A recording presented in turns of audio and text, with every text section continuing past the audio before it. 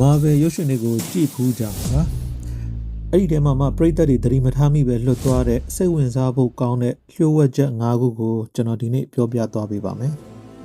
နံပါတ်1 I am Iron Man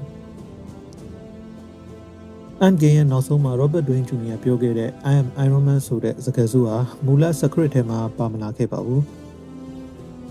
editing room နဲ့ရောက်မှ director တွေကချက်ချင်းသတိရပြီးနောက်မှပြန်ရိုက်ခဲ့တာပါ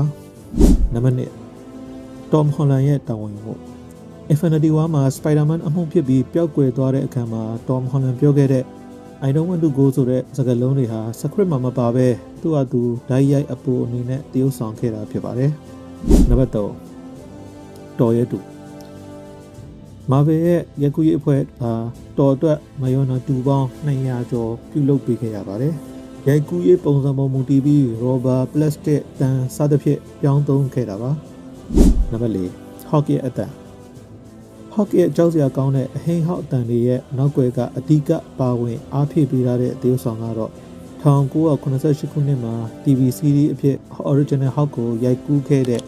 Lou Ferrigno ရဲ့အတန်ဖြစ်ပါတယ်နံပါတ်5 MCU ရဲ့အကြီးမားဆုံးရင်းနှီးမြှုပ်နှံမှု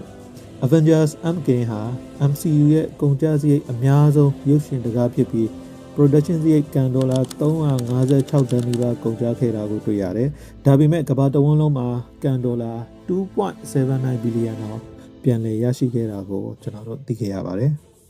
။ကဲဒီအချက်တွေထဲမှာ